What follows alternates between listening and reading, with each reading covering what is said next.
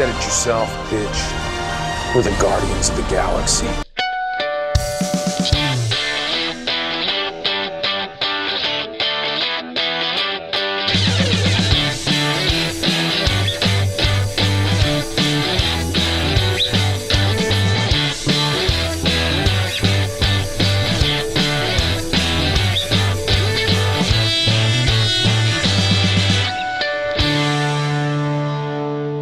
Hey everybody, welcome back to Awesome Sunday Show. Connor here.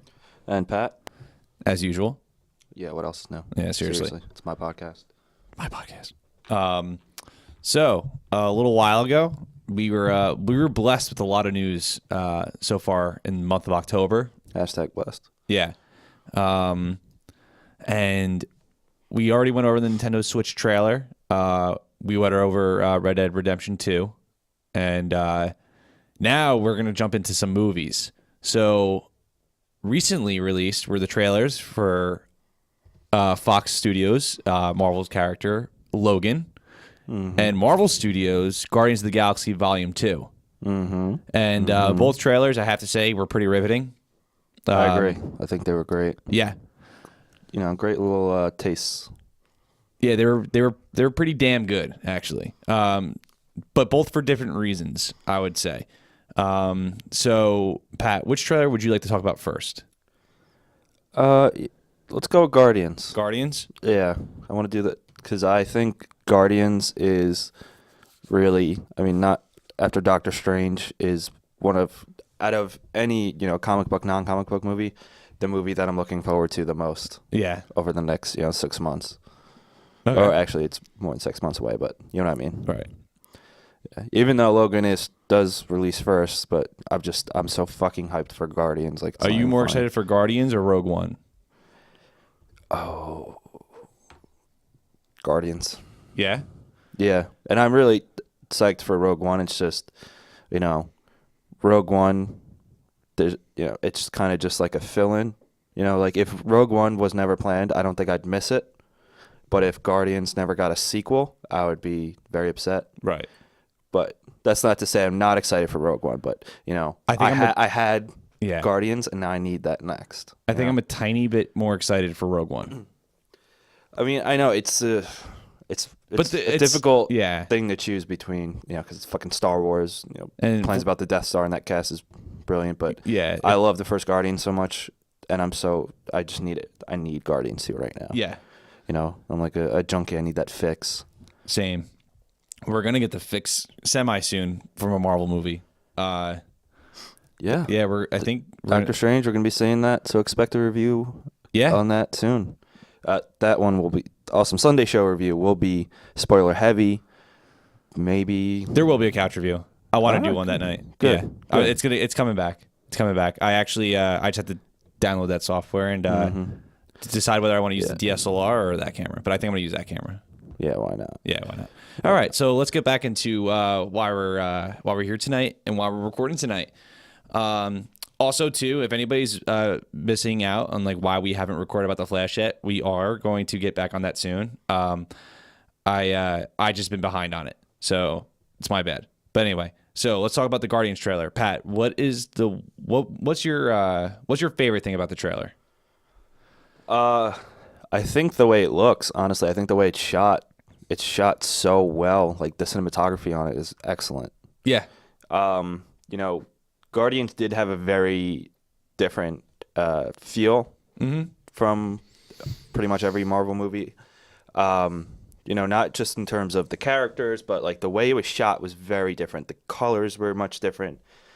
The whole atmosphere and space of it was captured really well. And there are certain individual shots that I think could just make great wallpapers that I'm actually pulling up right now.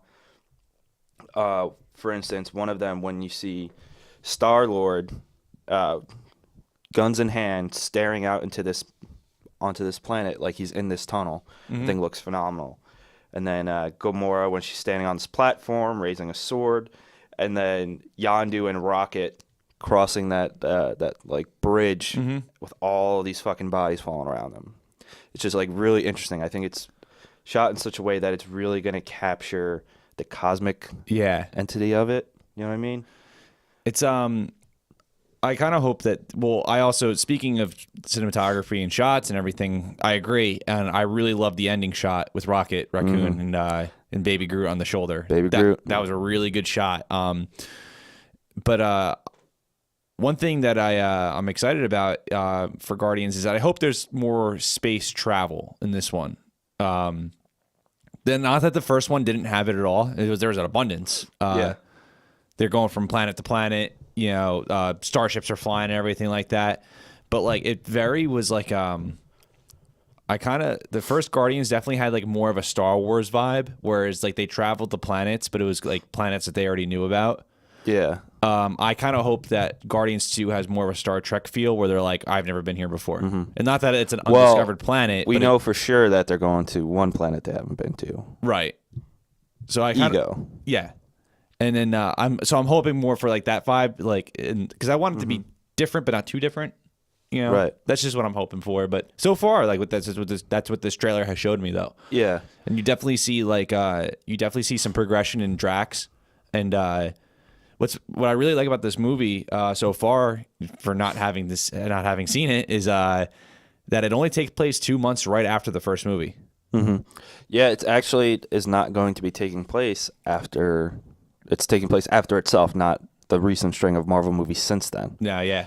And the reason they're able to do that is because it takes place in space. It's not affected by the events on Earth at all. So that's why James Gunn was afforded that luxury to do that. And I agree, because it has been a while since the first one. And yeah, like I said, they're not affected by anything on Earth. So this is actually probably puts James Gunn in a easier spot to write in. Right. You know, that he could just be like, oh, okay, well, this is what we did. What would they have been doing those past couple of months, and then get right into it, which is good, I think. You know, because a lot of people are like, oh, well, you know, Marvel movies are only written to set up the next one. Well, that's not really true. I don't think that's true. There may be some instances where like it could be believable. Well, like it's set. The movies are set for the next movie automatically. But like what I like about Marvel is it's really the biggest difference between the Marvel movies and the DC movies is that they're still able to keep the focus on the plot of the movie instead of just focusing on, you know, plot elements to hint towards the next movie. So like, you know, you see in Batman vs. Superman, we haven't talked about that in a while, which I'm very proud of. But you see in Batman vs. Superman where like they're focusing on future events throughout the whole entire movie, and like you can just see it bleeds sequel. Don't worry, like there's going to be Justice League. Oh my gosh, Wonder Woman, like it's coming, everything's coming. That movie was a giant ad for the next DC cinematic universe string of movies, whereas Marvel advertises movies within movies because for, you know, end credit scenes and you know, little snippets of dialogue here and there, but they still focus on the plot of the movie. And what I really liked about Guardians is that, you know, besides Thanos and one of the Infinity Stones, there was really just a central part of the team and coming together. And then like now, think about one, even their end credit scene had nothing to do with any of the other movies. No, yeah, it was, if anything, it was just awesome nod to Howard the Duck. Yeah, who was voiced by Seth Green. Movie. That's one of the worst movies I've ever seen. Howard the Duck. Did you ever see it? Yeah, a long time ago. Yeah, it's that dude from Ferris Bueller's Day Off is in it. He's in a lot of other movies. Terrible movie, but great. But still, I've never really gotten into Howard the Duck as in comic wise. So, but I know fans of him were really happy to see that.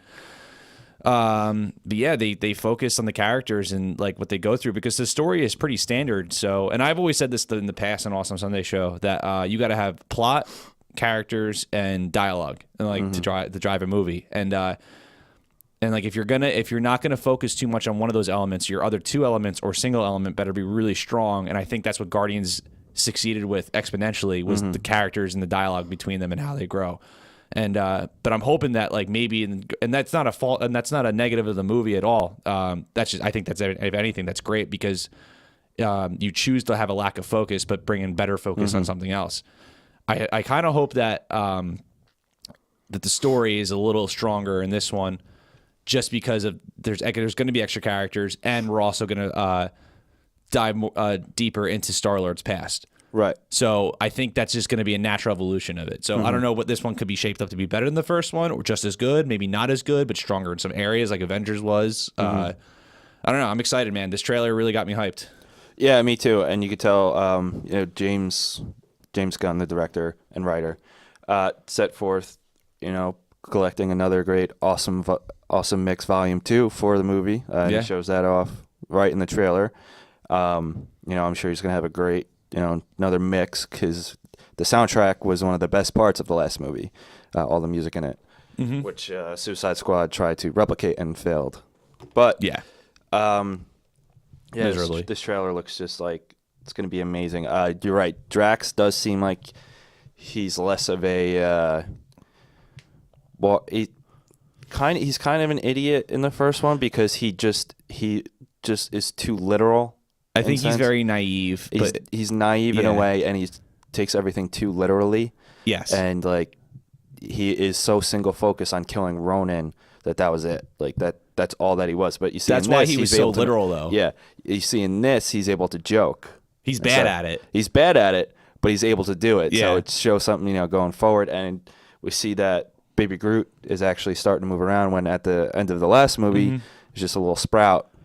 And Vin Diesel is still credited as Groot, so I have a feeling we're going to see Groot too. But like, I kind of almost wish that it was just Baby Groot throughout the movie, and he was like really. I think he is supposed to be Baby Groot for a large portion of the movie. Okay, because I would like to see, because like we already saw Big Groot and like how funny and cool he is and how powerful he is at the same time. Like I would like to see like why Baby Groot is advantageous to the team. Yeah. For more often, just because it's something different. Yeah, I love how they show him in a Ravager's uniform. Yeah. That's pretty great. Baby Groot is going to be toys are going to be a fucking huge seller next year. Oh, guaranteed. Absolutely. When I saw that, I was like, Christmas 2017. Yeah, like that's just going to be Baby Groot so much. Like the Halloween next year. Yeah. So some of the shots, some of the things to talk about. We see them in 4 different locations so far. We see them on the Milano, which is their ship that was newly repaired. We see them on this forest-looking planet, which might be Ego, the living planet, which we know is Star-Lord's dad, which, yes, is confusing because it's a planet that is alive, that is his father, but, they'll go into how that works. And then we see them battling on this platform, and you see Gamora running up these, like, tentacle-like legs or arms or whatever. And that is I forget what they called the monster, but it's the beast. If you saw the concept art of them fighting that like tentacle-looking monster, that's what that is. It's supposed to be, I think, at least. Then we see Nebula, back in the fold in this. Yeah, because she never really died. No, she didn't die, and it seems like that she's going to be forced to work with her, not so lovely sister. That's the two of them are going to have to be forced to bond for whatever reason. Yeah. But that's good, because I think Nebula is pretty damn cool. No, yeah, I'm hoping for more of her. Yeah, the fight between her and Gamora was like really entertaining in the first movie. Yeah, definitely. Did you bring up Michael Rooker as Yondu? I brought up his name, but I did not bring anything up about him. Go for it. Yeah. I really like the way he looks in this movie. Again, not a huge Guardians of the Galaxy comic book reader growing up. I knew of them. I wasn't super into them, but I do remember the Mohawk. Yeah, it's like Finn. Yeah, Finn, and he's got that, and I'm like, again, not being the biggest fan, but like also understanding how fans feel when they see something they really like.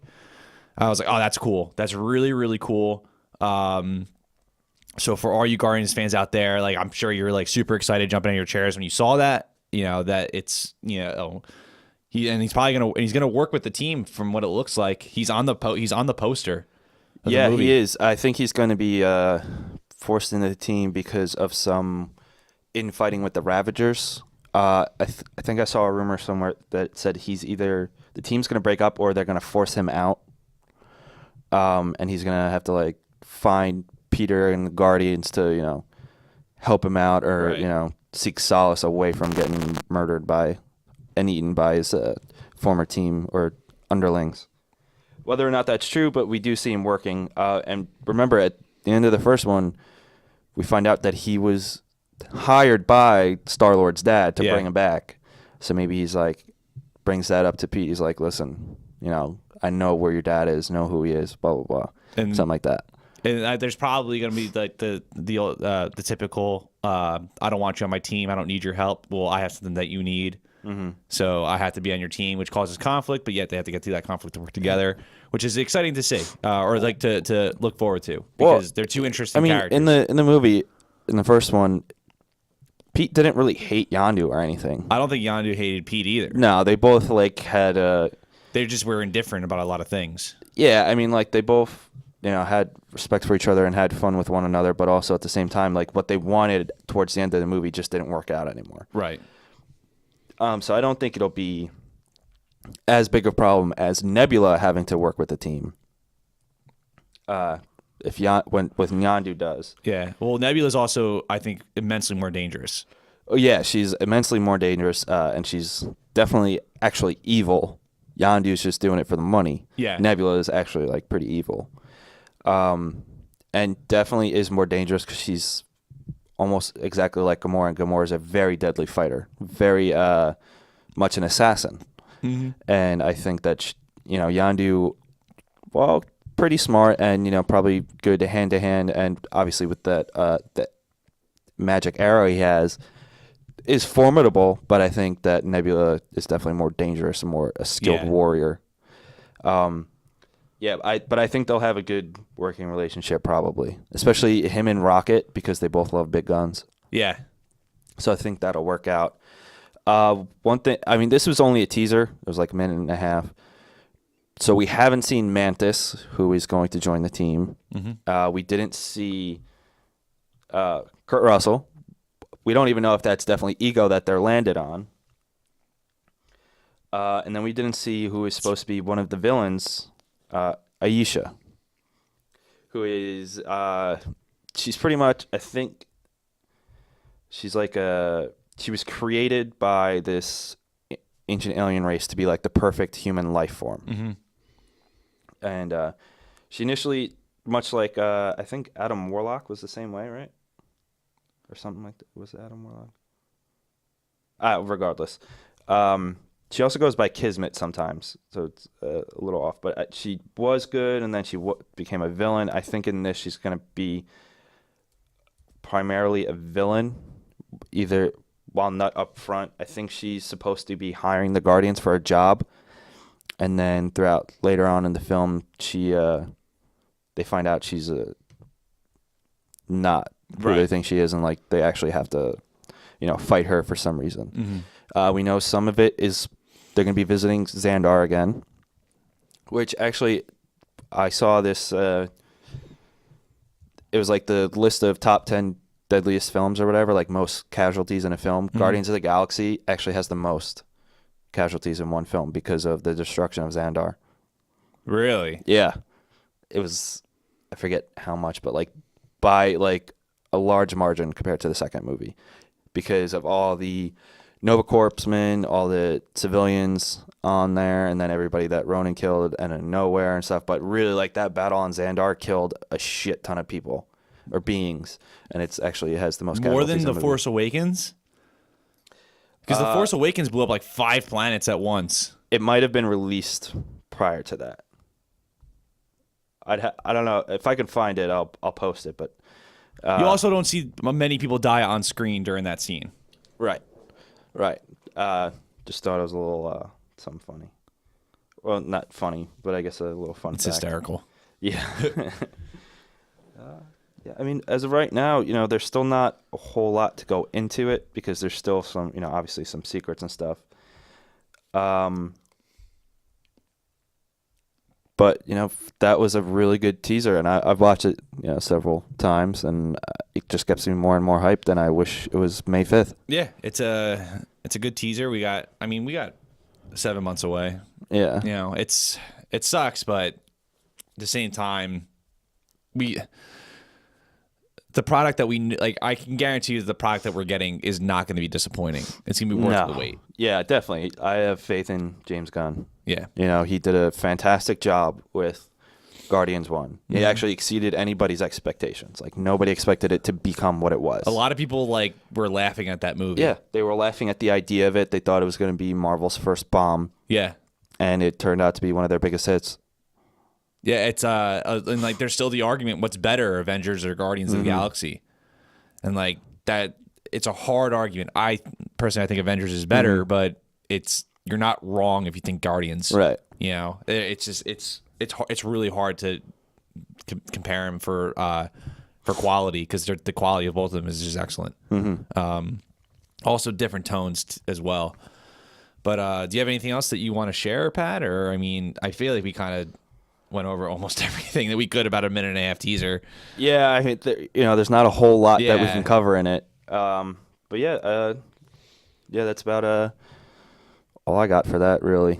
You want to? Maybe when we get a little closer, we'll see if we can do like a theories episode. But right now, I would say probably wait till the second trailer and just do like a half trailer review, half theories. You know, be good at time. You know. Yeah, but for right now, that's what I got right now. Yeah. So do you want to take a small break and then jump into Logan? Yeah, let's do it. All right. Logan, what did you do? Charles, the world is not the same as it was. Mutants. They're gone now. Hey, everybody. Welcome back. Hope you had a nice little break. And we're going to be jumping into the trailer teaser of Logan, starring Hugh Jackman and Patrick Stewart. Sir Patrick Stewart. Sir Patrick Stewart. It is the third and final Wolverine movie. And Hugh Jackman, unfortunately, his last run as Wolverine. I would say fortunately, but unfortunately at the same time. I think he's had a great run. Not that all the movies he's been in as Wolverine have been great, but I think he has been fantastic. Well, Days of Future Past was incredible. Apocalypse was disappointing, but he wasn't really starring in that movie, so I don't count it really. Right. He was just a cameo, which is one of the cooler parts of the movie, but even though it made no sense. Yeah, that was one of the things that bothered me about it. Not the fact that he was in it, but the way they put him in it. I thought was so stupid. Well, the more I think about X-Men Apocalypse, the more I don't like it. Yeah, same. Yeah. But X1, X2, both good. X2 was very good. Yeah. They don't hold up as well. Last Stand sucked. I think that movie's okay. I thought it was pretty bad. But that abomination that was Origins Wolverine. Then you got The Wolverine, which the first 2/3 of it were very good. Yeah, it started off great. The final third just shit the bed. Yep. It's overall it's an okay movie. Yeah, overall it's not bad. I think that it just got the last third just really damaged it. See, but that's how I felt about X-Men: The Last Stand. I actually like X-Men: The Last Stand as much as I like The Wolverine. I think the first 2/3 of those movies are pretty solid. They're not perfect by any means. No. And then the final act just like falls apart like completely. Like I would say maybe the final act of X3 is worse than the Wolverine. But like also the lighter moments I think in X3 outshine the lighter moments in the Wolverine. Different, but it's still, that's whatever. But I think so far with Days of Future Past and with Logan, hopefully Hugh Jackman ends off on a high note as the character. You know? I hope so. Just like, because it kind of, and throughout Hollywood, and I know we'll get into the trailer, but I just kind of want to mention something is that like, throughout Hollywood movies, when actors are cast multiple times as a role, they tend to not leave on a very good note. It's usually the bomb of one of the last movies of that certain franchise that drives them away. You thankfully didn't see that with Bela Lugosi as Dracula. Yeah, I think I can't exactly remember his last Dracula title, but like the later ones, like Abbott and Costello Meet Frankenstein, that one is excellent. But unfortunately, again, bringing up Dracula, you see Christopher Lee as in Horror Dracula and Taste the Blood of Dracula, and Dracula Has Risen from the Grave, which are classic Hammer movies, and then you see Dracula AD 1972 and then Satanic Rites of Dracula, and they're just god awful movies.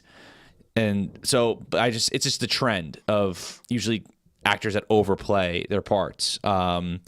We saw it with the James Bond movies and those actors. I really hope it just doesn't happen to Hugh Jackman with Logan. I really hope this is a good, successful movie. Not just because I like movies, but because I really want. I want Hugh Jackman to say, "All right, it's time for me to go. It's like this is it. It's great. We're done." I agree. And I hope I completely agree. It is being directed and written by the same guy who did the Wolverine. Right. So hopefully he has gotten better since then. Yeah. If he keeps like the first 2/3, if he can finish out the last third of the movie, then I think it should be good. And I'm hoping it's good because I think that, Hugh Jackman has completely, dominated this role and has, done such an amazing job, especially even in the shitty movies. Yeah. That I want this to be a huge hit for him to go out, like a really great swan song. Well, this is why I'm confident in Logan right now. So with the Wolverine, it was what's his face, James Mangold, and he did not have any writing credit, or did not write, or didn't write any of the Wolverine. He only directed it, and you can tell that the direction itself is very well done. It was this. I think the screenplay is what hurt it the most. So I'm looking up here right now. You see James Mangold. He wrote and directed Heavy. I'd never seen it, but so I can't really comment on it. I don't know if it's well received or not. But you see a movie Copland. Have you ever seen Copland? No. Fucking awesome movie. Really good movie. It was a big comeback movie for Sylvester Stallone, and Robert De Niro was in it. He wrote and directed that movie. He wrote and directed Girl Interrupted. He wrote and directed Walk the Line. Oh, he did Girl Interrupted. I like that. Yeah. And Walk the Line was both very good. Yeah, I like Walk the Line. It's not. I think it's a little overrated, but still, it's a quality movie. There's he directed 3:10 to Yuma. He didn't write it, but still, there was at least there had to have been a good writer there, obviously. But he wrote. Now he's a writer and a director for Logan. So I have higher expectations to this movie because this guy is obviously a talented director. He knows what he's doing. He's made some really great movies. I think 3:10 to Yuma is probably one of the better westerns of the modern era, because there's not really a lot of westerns that are around anymore, or at least like westerns that are actual westerns, not like sci-fi mixed in or anything like that. So I'm really excited for this movie. I'm not as excited for it as I am for Guardians of the Galaxy 2 or Volume 2, excuse me, or Rogue One or Doctor Strange, but I think that's only really because of the other Wolverine movies. Right. I'm really hoping that this is all right, this is damn good. I hope they knock it out of the park. I agree. And while when Hugh Jackman, was it? I don't think was it this past Comic-Con when he said "Old Man Logan," when he revealed what the movie is gonna be based on. It seems like it captures some of the feel of Old Man Logan. But there's really a lot that they can't do from Old Man Logan because of rights issues. So I'm sure there's going to be some inspiration. I don't know how many elements that they'll keep of it. Yeah. Well, they're definitely taking some elements from the comics, not just because it's Old Man Logan, but there's not really a lot of mutants anymore in this movie. Right. Actually, and that's because of a virus that was instigated to wipe them out. Right. Don't know what virus. Could be. It's not from the comics. It's not. They haven't said what virus, but one thing that, first of all, I think that the trailer is well put together. I think the movie itself looks great. It looks like The Last of Us featuring Wolverine. Yeah. Not that that's a bad thing at all. It's not. Come to think of it, Hugh Jackman would play a great Joel in a Last of Us movie. Yeah, I agree. But you can see that Wolverine himself is actually older. You can see he's very broken down. His healing factor is really, really, really, really downgraded. In Old Man Logan, I think it's completely gone, right? in the actual story. I'm not too sure. It's either completely gone or like minimal. And then in this movie, it's way weaker. Like it's not really anything special. So Hugh Jackman has said, and the director has said, he tries, stay out of everything. Definitely tries to not use his claws as much as he can because it's extremely painful. And since he's not healing, he has these huge wounds always on his knuckles. You see all these scars on his back forming now, where, he'd get a bullet wound and it would heal, within a minute. Yeah, which was cool. Yeah. So it's, it shows a huge struggle that Wolverine's going to be facing. And actually, because of the virus, he's probably able to survive it because of his healing factor, and that could be why his healing factor has gotten weak because of that virus. That's probably true. Yeah, that's probably a good synopsis of what's going to happen in the movie. The one thing, though, that's always kind of bothered me about every X-Men movie ever featuring Wolverine is, all right, and like I hate to be like that in the comics guy, but in the comics, Wolverine, his healing factor is not used to the point where it is in the movies. It's because Wolverine is an expert martial artist and an expert fighter and a tactician. The healing factor is like, he's up against the Hulk or a nuclear bomb just went off. Yeah. Like that's where his healing factor really comes in, or like obviously he'll get like cut or something like that and he'll heal up. But he's like not that great of a fighter in the movies. He's more like brute force type of fighter. Yeah, and it's kind of annoying because it's cool to see him heal from all these cuts and everything like that. But like he would suck if he didn't have the healing factor. If you really think about it, he would die instantly. He constantly gets shot. So I'm kind of hoping in this movie, since he either has none or he has a very limited healing factor, that he is going to be like badass. Like he is going to be able, he is going to know how to like, fight. You mean fight smarter? Fight smarter, yeah. Because even in the Wolverine, when he like fights the samurai guy, he gets like, it was a cool fight scene, but he gets sliced up like every hit. Like he's not a fighter, and like it's cool it was cool in 2000 and 2002 or 3 when the X-Men 1 and 2 came out, and even in X3, because special effects were just we're just coming around, and like CG was just starting to kind of like get its groove.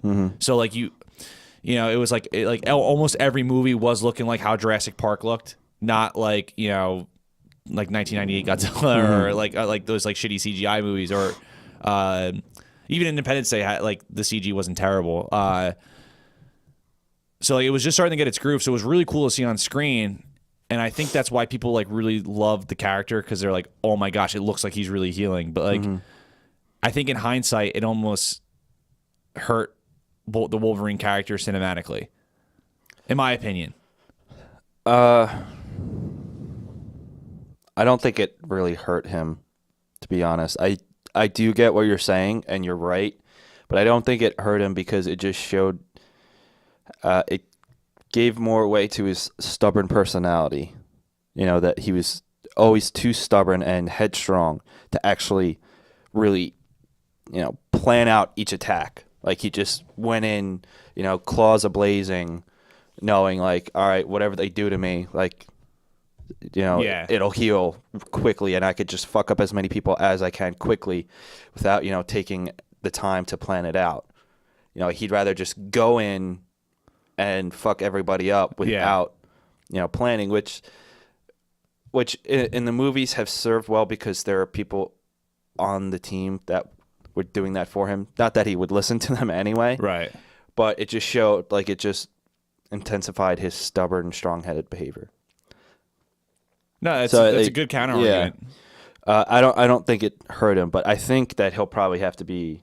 I mean, in the shots that they showed in the trailer of him fighting, he wasn't very tactical. He kind of just went in the same way. But I think it's too late for them to switch that. Like I think it'll be more of the same. Probably. I don't know. I mean, it's not going to like make me not enjoy the movie. It's just something that always bothered me a little bit. All right, but Well, you want to finally get into the trailer? Yeah, sure. All right, Let's do cool. it. All right. So, refresh my memory. How does it start off? It's Logan and Professor Xavier talking. Am I correct? Yeah, well, it's a voiceover. Yeah. Um, It's not. They're not. It's not a scene of them talking. It's Yeah. a series of images, and they're talking over. It's like it's an image of Logan's hand with blood on it. yeah, first of all, can we talk about how perfectly they chose a song for this? What's the name of the song? It's Hurt, Johnny Cash Okay, version, yeah. which I think even Trent Reznor, who wrote the original, has said is the definitive version. I love the Johnny Cash version. I think that's a great song to set this trailer to. You know, especially because Wolverine could actually be severely damaged now. Not to mention it's a great and sad song to begin with. But yeah, we see Wolverine. You see his hands bleeding. You can see the slits where his claws came out, and how they're not healing. And then they show shots of like where he's staying, keeping Professor X, which is this downed water tower. Which when they get in, I don't know if this was intentional or not, but it kind of looks like the inside of Cerebro. Yeah.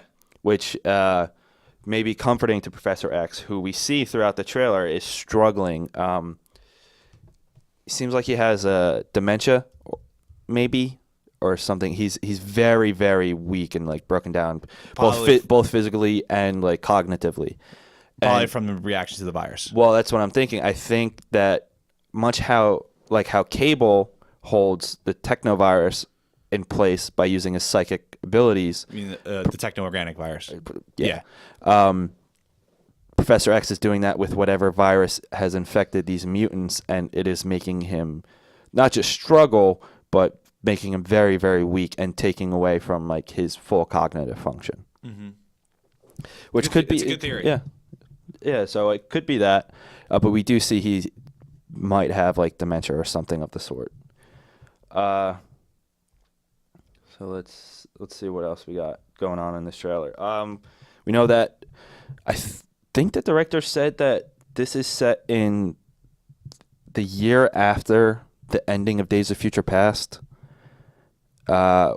which is weird because it seems like this is like It's not a year. It's years. It's years. Yeah, All right, the official synopsis, I believe, is it's years after. Okay, then somebody must have misspoke because I was going to say if it's only 1 year after, then Yeah, it wouldn't make sense if it was 1 year after too, because of another character that's being introduced in the movie, the little girl who we may suspect as. Well, actually, if it's after Days of Future Past, it's fine because that what you're referring to is the end credits scene of Apocalypse, which took place in the 80s. Oh, true. Yes. Okay. But we'll get to her in just a second. Yeah, so I think that was hopefully a misspoke, especially because it takes place in that timeline. It takes place after the events of the corrected or the fixed Days of Future Past timeline. I like how you gotta emphasize that it's fixed. Yeah. Well, I mean, these timelines are the X-Men timelines. Like even in Deadpool, they make fun of it. Yeah. Because of how it's like all over the place. Yeah, and when Ryan Reynolds goes, which professor are you going to take me to see? James McAvoy or Patrick Stewart? Yeah.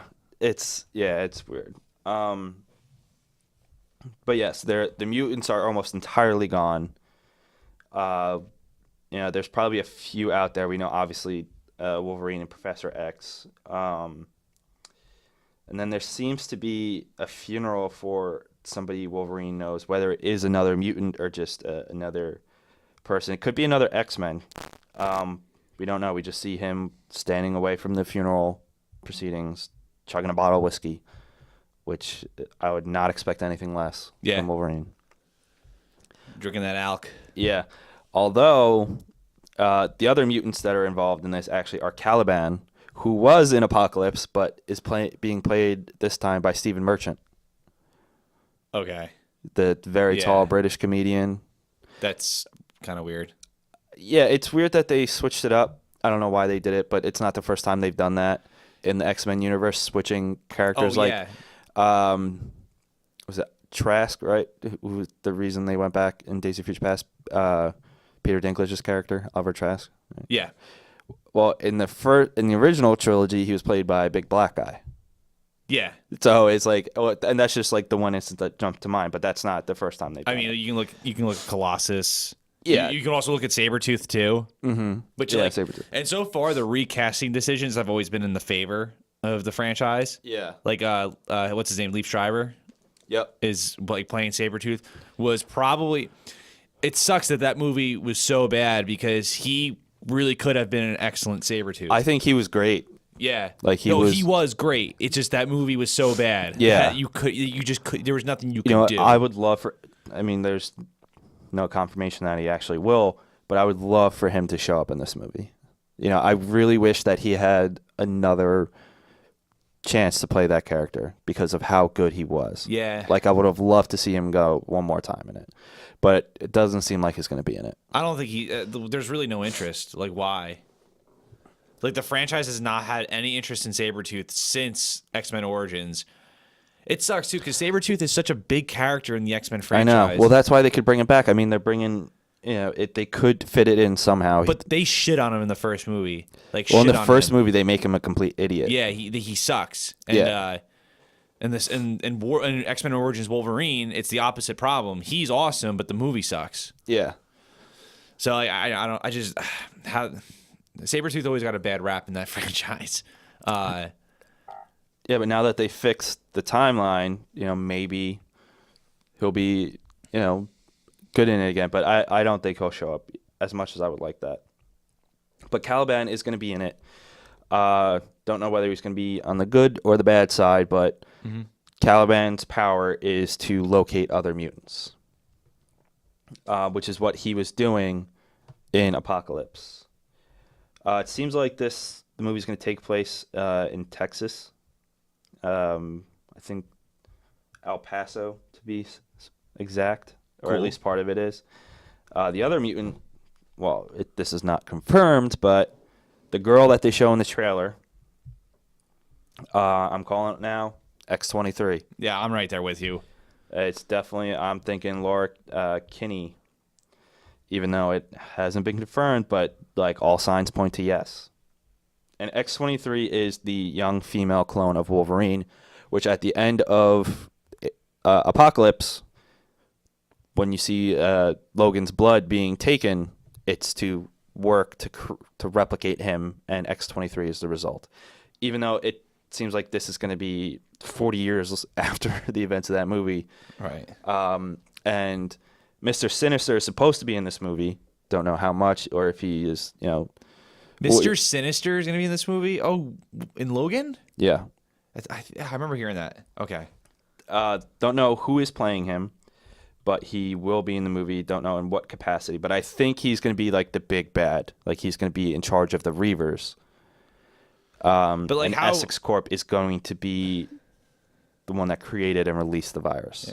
because he's not in the trailer, so I wonder how if he's gonna look like Mr. Sinister. Actually, that's what I'm wondering. I want to see how I want to see how they're going to bring him to screen, because he's a very specific looking character. You know, he's a kind of strange, very almost like gothic looking in a way. But Mr. Sinister, I think, is somebody that he's a huge X-Men villain, huge, and he has not been in any, you know, live action incarnation. We only got really the first reference to him at the end of Apocalypse. Mm-hmm. And I know, like, a lot of people, when this movie was announced, were like, "Oh, let's get Bryan Cranston's name get thrown in for like any like good villain." I think he would have made a great Mr. Sinister. Yeah. But he's not going to be. But Mr. Sinister's going to be in it, and I think his corporation, Essex Corp, is going to be the creator of the virus, and is going to be trying to create, you know, much how in the Weapon X program was trying to create weapons for their use or to sell. And I think that's part of Mr. Sinister's plan. It's a good theory to have. So I think that he's going to be the one that's going to be leading the Reavers, which are the guys that we see Wolverine fighting in the trailer. including Donald Pierce, who is the guy with the robotic hand. The Reavers they're like cybernetically enhanced individuals. They're not mutants, but they're enhanced with tech. Okay. And cybernetic implants. And they're the ones that we see Wolverine fighting. They're going to try and bring him in, and then I guess bring back X-23 or capture her and bring her to Mr. Sinister. Whether she escaped or not, who knows. But Logan is reluctant to take care of her because, the only one he wants to care for is Professor X. Right. Professor X convinces him, no, like, you need to do this. Because she's pretty much Wolverine's daughter, essentially, even though she's a clone. But also, too, like, if this is going to be the X-23, is she going to fight like X-23 in the comics? Because Wolverine doesn't fight in these movies like he fights in the comics. Like, is she going to have the blade on her foot? I don't know if she's going to have the blade on her foot, but feet, in the one shot, we do see her claws interlocking with Logan's. She's attacking him, and it looks like she's only got 2 per hand. Is that Logan? Yeah, it's Logan. Yeah. And you can see in this one shot that you see 4 claws, 2 per hand, going after him. And then we do see the Laura. Let's see, what's the actress' name playing her? Daphne Keane attacking some of these Reavers. Mm-hmm. And they haven't confirmed that it's her, but this girl is definitely X-23. And whether or not they include the claws on her feet, more or less, I guess, is whatever. Right. But yes, we're gonna see her fight with them. It seems like. Let's see, what else is there? That's badass. Yeah. Let's see what else we got. Yeah, I think the Reavers are really just rounding up what mutants didn't die, either to kill them or to force them to work for their boss, which I'm going to assume is just going to be Mr. Sinister. Yeah, I don't know who else it really could be villain-wise. Yeah. I mean, it would make sense that he's going to be in the movie. They would make him the big bad because he is a major X-Men villain throughout the X-Men comics history. Yeah. Especially because his company is the one that clones Wolverine. It makes sense. Some other things to notice. At one point, we see Logan burying somebody. Safe to say that's probably going to be Professor X. Probably. He's going to die for... this is going to be the second time in the franchise? Yeah. Or the third, because he technically dies in Days of Future Past. Right. Yeah. I mean, that's exactly... that's what the trailer hints at. You could see Logan actually broken up about it, and you could see how sick Professor X looks. It's safe to say that in that scene that Logan's burying somebody, it's going to be him. Another thing, actually, in that same scene, when we see X-23 come and grab Logan's hand, she has an iPhone, and somebody pointed out on Reddit that in this future iPhone, she has a headphone jack. So maybe Apple in the future learned their lesson and put it back in. Okay, I'm anti-headphone jack. I'm glad they got rid of it. Is that bad? Why? It's a stupid thing. Now, even with their new MacBook, it's dongle. You need a dongle for this, dongle for that. They're going in the way that they criticized PCs, but that is not what this podcast is about. So for right now, again, not a long trailer. And there's really not too much to go off of right now other than theory. There was more to go off of in Guardians than there was in this trailer. Right. Even though this trailer showed more. It's weird. This trailer visually had way more to it, but Guardians has more for some reason. It's weird, but... You're right. Yeah, it's... Great trailer, though. It was definitely the best trailers are ads. I think some people forget that that you're being sold a movie. Right. So the trailer already did something right. Is if you're all right, I'm in. Especially because you have to also remember like the X-Men movies are very hit or miss. Out of all the comic book series throughout the years, the most hit or miss franchise is the X-Men franchise. So, but when it hits, man, it hits really good. Really, really good. So, it's got me sold. The other Wolverine movies had me sold too in the trailers. Yeah. So we'll see how that goes. But I still think the Wolverine's not bad. But that's all I got. All right. Yeah. Let us know what you guys think of these trailers. And, as more trailers come out, we'll obviously talk about them. Do you like these trailers? Do you not like them? Are you excited for them? How excited are you for them? Let us know. If you have any theories, let us know. And then if they're good, by the time we do a theory episode, maybe we'll read them on the air for you and give you a nice shout out. Maybe. Probably, actually. Yeah, why? Yeah. We definitely would. But, we need somebody to send us some theories, goddammit. Yes. Seriously, send us your theories. Anyway, yeah, we're going to see Doctor Strange this week. It's finally coming out in America. It's doing very well critically and fan-wise. It was released first overseas. As of right now, it holds a 92% on Rotten Tomatoes. And pretty much, you pointed this out to me earlier, that even the people that are giving it negative reviews still have something good to say about it. Yeah. Speaking of which, if you go on Rotten Tomatoes, be careful because some of the reviews on there do contain spoilers. So watch out for that. But I do expect a recap this weekend. We'll have the review up Sunday. Yeah, we'll have the review up Sunday.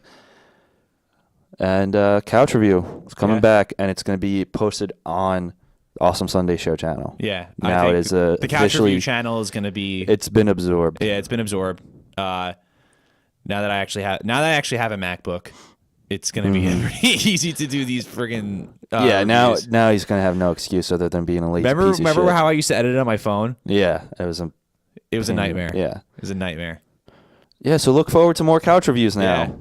Yeah. Finally was able to break Connor down, and good that he... People liked him. Yeah. All right, guys. Thanks for listening. Remember to like, share, comment, subscribe on YouTube. Download and rate us on iTunes, Podbean, Google Play, Stitcher, and like us on Facebook, facebook.com/Awesome Sunday Show. Invite all your friends to like us. Follow us on Twitter at Awesome Sun Show. Add us on Instagram at Awesome Sunday Show. Add us on Snapchat, Awesome Sunday, even though we really don't use that much. Follow me on Twitter at RickPatMick. I'm at Less Than Connor. And you guys have a great night. Peace.